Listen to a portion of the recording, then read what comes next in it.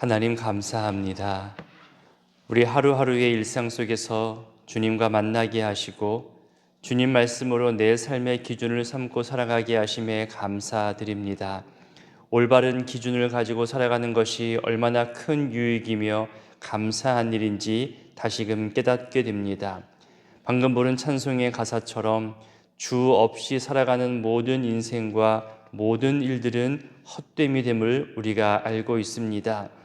잠깐 유행을 보일 수 있어도 하나님 기준에서 벗어나는 것은 분명 소멸되고 그와 연관된 자들도 하나님 말씀 앞에서 평가받고 심판받게 되는 것을 보게 됩니다. 세상의 기업과 또 이익과 유행과 높임에 대해서 우리를 유혹하고 우리를 불러서 이용하려 하지만 우리의 영원한 기업은 오직 주님뿐임을 알게 하시고 영원을 바라보며 이 땅을 살게 하옵소서. 아합과 이세벨의 시대처럼 온갖 우상과 음란으로 하나님 아닌 다른 것을 쫓게 하고 어릴 때부터 신앙으로 자란 주의 자녀들도 이 유혹에 이끌려갈 때가 많음을 보게 됩니다. 최근 술과 관련된 뉴스 못지않게 마약과 성범죄에 관련된 뉴스도 많아지면서 우리 사회 문화 속에 은밀히 자리 잡고 있는 악함에 대해서 더 경각심을 갖게 됩니다. 또한 더 조심하고 멀리해야 하는 생각도 생겨나겠지만 동시에 더 큰 호기심과 자극을 찾는 사람들도 생겨나는 것을 보게 됩니다. 주님, 세상 풍조가 나날이 바뀌어 가고 믿는 사람들이 더 마음이 어려워지고 하루하루가 긴장과 불안으로 살아가게 되는 그런 세상이 되겠지만 그럼에도 우리를 지키시고 거룩한 것을 지켜가는 사람들을 하나님께서 보호하시며 높이시는 역사 또한 확인하며 기대하오니 매일매일 매 순간마다 주님과 동행하고 있음을 확인하며 살게 하옵소서. 이렇게 새벽에 주님 전에 올 때마다 내가 너를 통하여 일하겠다, 너의 가족과 미래를 내가 평안하게 지키겠다는 주의 음성을 듣게 하여 주옵소서. 하나님, 추수감사주일 우리의 마음으로 추수 과일과 추수 곡식으로 하나님께 올려드리고 그것을 이웃들과 나누었는데 그 풍요와 감사를 나눌 수 있는 교회 되게 하심에 감사드리고 또 함께 나눈 이웃과 기관들이 감사하다며 또 이 지역에서 구의교회의 영향력이 더 선하게 되기를 바라는 그들의 목소리와 또 감사의 소리도 듣게 되었습니다. 하나님, 이웃을 섬기고 이웃과 함께하는 교회의 미래 모습도 세워주시기를 소원합니다. 하나님, 우리 오늘 목장장님들의 수고를 위로하며 횡성 지역으로 다녀오려 합니다. 하나님 창조하신 자연과 계절에 따른 그 자연의 변화를 보면서 감사하고 감동하는 시간들 되게 하시고 목장 식구들을 더 많이 헤아리며 연락하며 그렇게 우리가 연결되어진 존재임을 늘 확인시켜주는 역할들을 우리 목장장님들이 잘 감당케 하여 주옵소서. 추수감사주일로 또 오랜만에 만난 소중한 우리 지체들이 있습니다. 더욱 귀히 여기고 어렵게 찾아 나온 그 오랜만의 발걸음이 다시금 돌아가지 않도록 더 잘 챙기고 그들을 위해 기도하게 하시고 그들이 원줄기에서 떨어져 나가지 않도록 주님 우리의 열심과 관심과 땀 흘림을 사용하여 주옵소서. 한 주간 외국으로 출타하는 분도 계시고 세례 입교 교육으로 신앙을 점검하고 예수 안에서 하나님 백성으로 살아가기로 다짐하는 분들도 있습니다. 어린 생명을 신앙으로 키우겠다며 유아 세례로 신청하여 준비하는 가정도 있습니다. 병 낫기를 간구하는 가정, 병 나음에 감사한 가정도 있습니다. 또 시험을 준비하는 가정도 있습니다. 특히 보름 정도 남은 우리 수험생들의 학업과 그 건강과 마음을 지켜 주옵소서. 하나님, 기범이, 기런이, 민혁이, 진웅이, 윤규, 민혜, 소리, 윤지, 경민이, 병권이, 지민이, 옥토, 하은이, 채은이, 영우, 온유, 은서, 철이, 다진이, 선민이, 성찬이, 재엽이, 또 유리, 윤주, 정빈이까지 하나님 이들의 귀한 이름 어릴 때부터 불러왔고 또 우리들이 지금도 부르고 있는 소중한 미래 세대들의 이름입니다.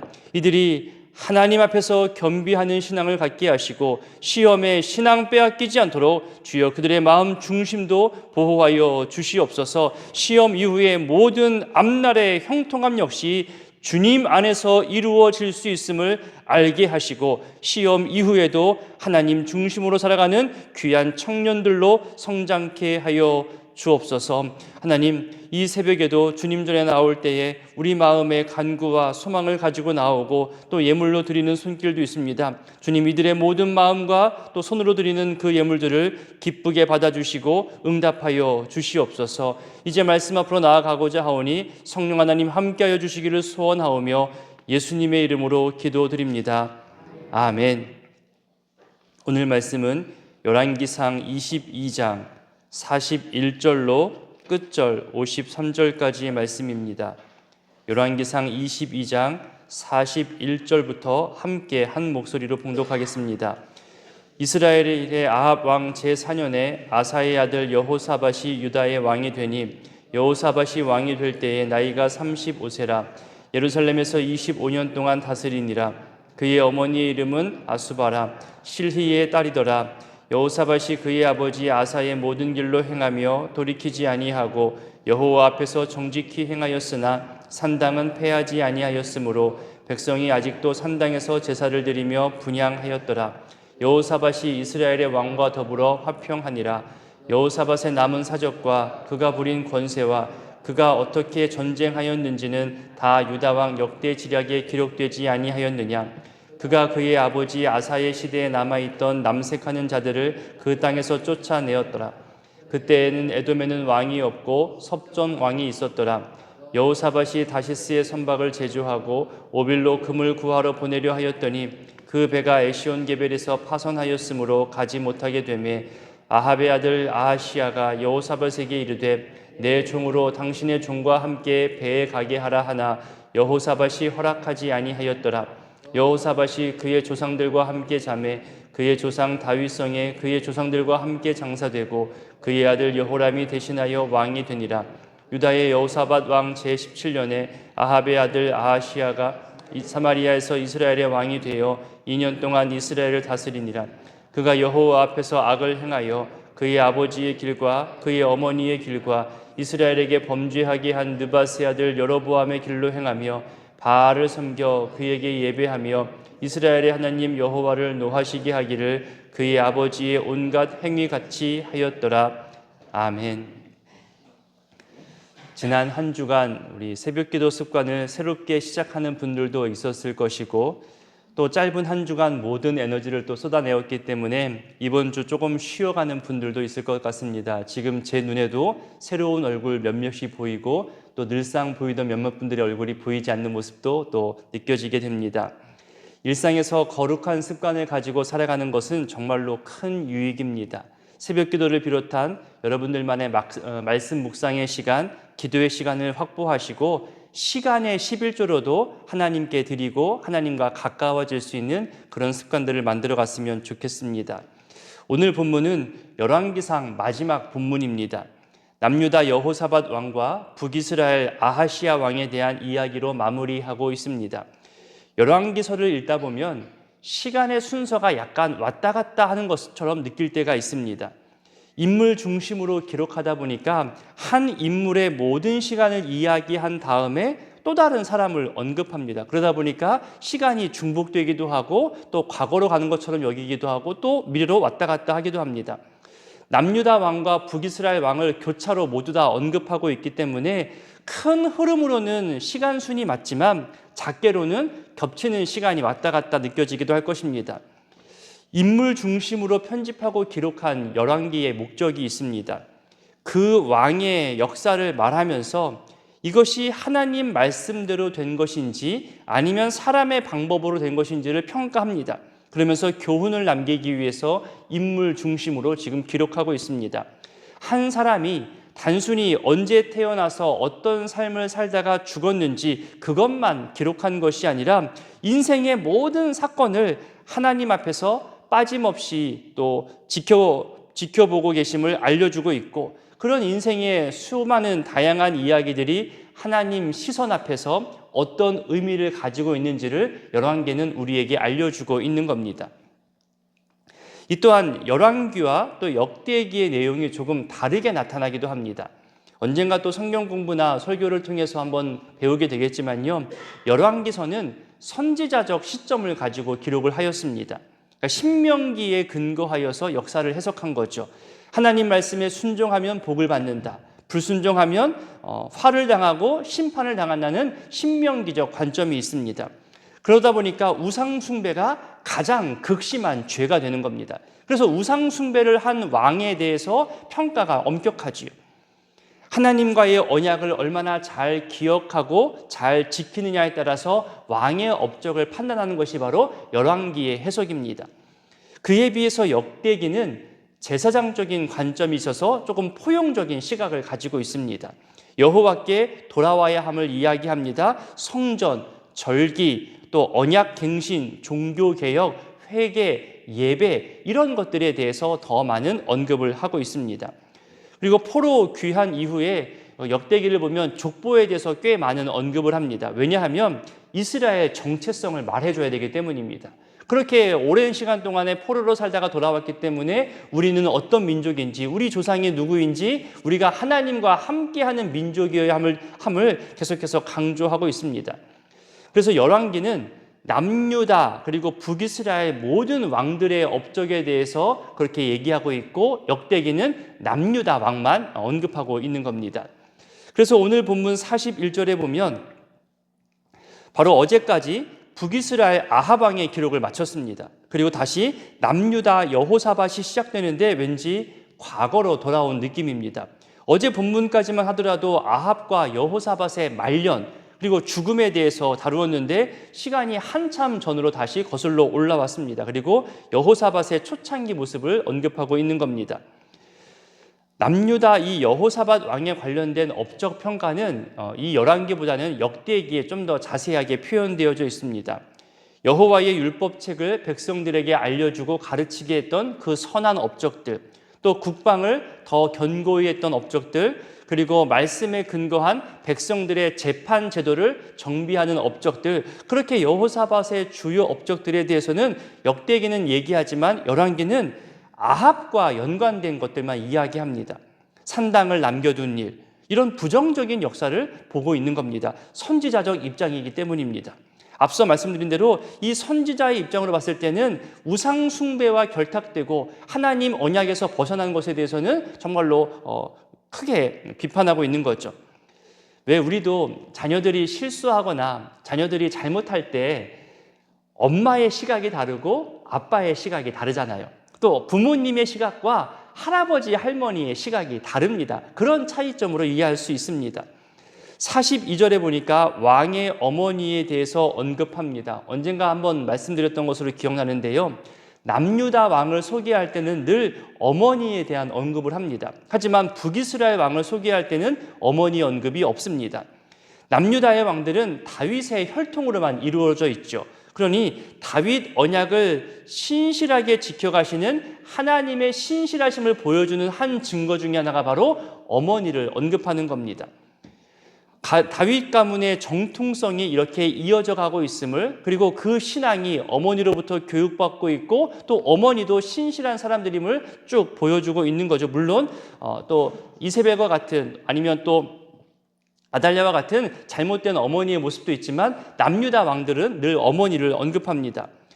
이에 비해서 처음부터 하나님의 언약을 저버리고 어떤 정통성도 없이 살인이나 배반으로 인간적인 계획이나 폭력으로 왕의 역사가 반복되어지는 것을 보여주는 그런 의도도 있습니다.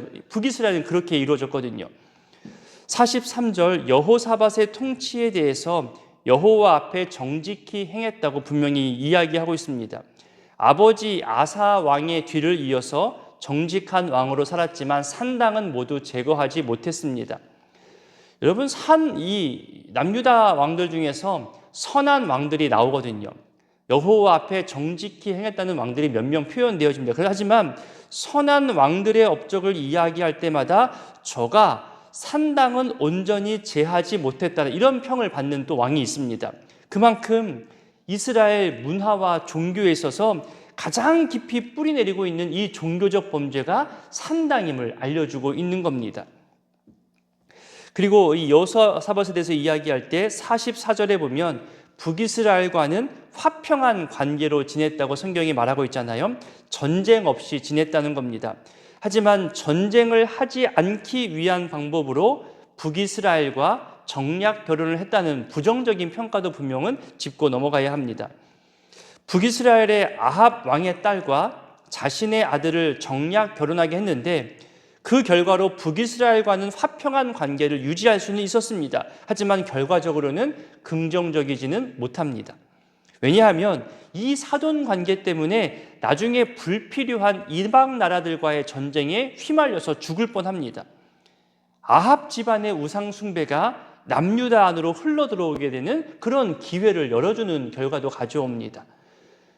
게다가 여호사밧은 아합의 아들 아하시야와도 좋은 관계를 맺기 위해 노력하거든요.